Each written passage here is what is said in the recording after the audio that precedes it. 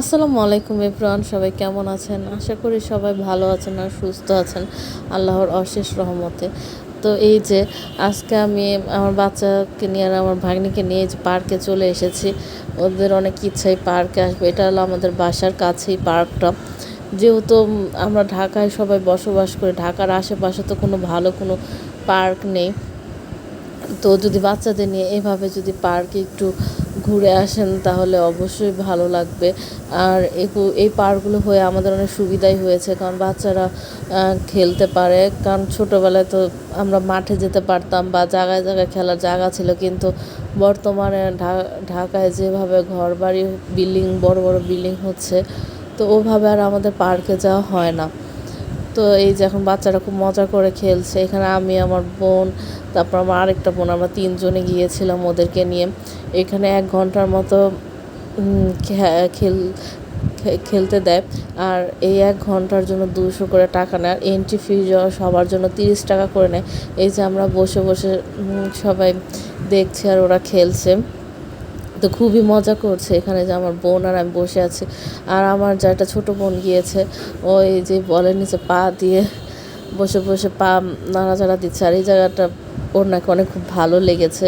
ও বলতেছে আমি ছোট হলে সবগুলা টয় দিয়ে খেলতাম। আর এই যে ওদের সাথেই আছে, কারণ ওরা ওকে বারবার ডেকে নিয়ে বলতেছে খালামণি আসো, ভিডিও করে দাও। আর আমরা বসে আছি। এই যে আমার ভাগ্নিটা, ও তো খুবই মজা পেয়েছে, কারণ ও তো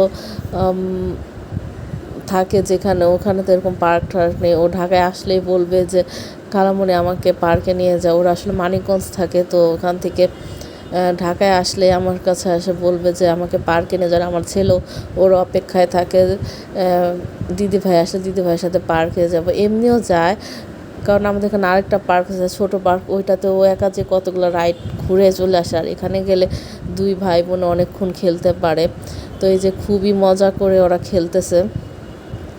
আর পার্কে ঘোরার পর আমরা এখানে যে একটা রেস্টুরেন্টে খেতে এসেছি।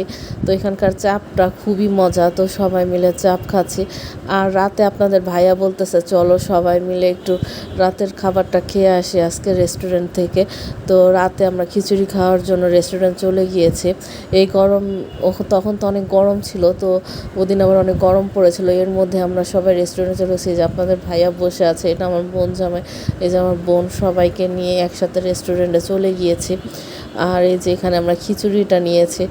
আসলে খিচুড়িটা নিয়েছি সবাই 1 প্লেট করে, কিন্তু আমি নিয়েছি 1 প্লেট। আর আমার বোন বলতেছে কি, যে ছোটো বোন বলে আপু তুমি আর আমি শেয়ার করে খাই। কিন্তু যারা যারা 1 প্লেট নিয়েছে কেউ এটা শেষ করতে পারে নাই। আর এই যে দুপুরে রান্না সরিষা ইলিশ আর ভাজি করে ফেলেছে। আজকে শর্টকাটভাবে রান্না করব, কারণ রাতে এত কিছু খেয়ে আর দুপুরে কিছু ভালো লাগছিল না যে ভারী কিছু খাই। তো এই যে রাতে রাতে আমরা চাউমিন খাবো, কারণ মেহমান যে আমার ভাগ্নে এসেছে, ও আবার বেশি ভাত খেতে চায় না। ওর অনেক বায়না যে খালামণি তুমি আমাকে চাউমিন, পিৎজা প্রতিদিন যে কয়দিনে থাকবো এক একদিন এক একটা রান্না করে দিবে। তো এই যে গতকালকে পিৎজা খাইয়েছি, তো আজকে ওকে একটু চাউমিন রান্না করে দিচ্ছি। তো হঠাৎ করে কারেন্টটা চলে গেল, এর মধ্যে ফোনের লাইট দিয়ে ভিডিও করছি। তো আপনারা চাউমিনটা দেখে বলবেন কেমন হয়েছে। চাউমিনটা কিন্তু খেতে খুবই দারুণ হয়েছে। আর সবচেয়ে দুঃখের বিষয়, চাউমিনটা আমি আমার একটা শখের একটা ট্রেতে বেড়েছিলাম। তো বেড়ে সবাইকে খাওয়ানোর পর ওটা ধুয়ে রাখতে যে হঠাৎ করে ট্রেটা ভেঙে গিয়েছে।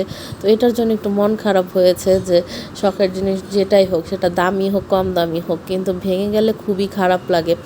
আর নষ্ট হয়ে গেলেও খারাপ লাগে, সেটা মানুষের ক্ষেত্রেই হোক আর জিনিসপত্রের ক্ষেত্রেই হোক।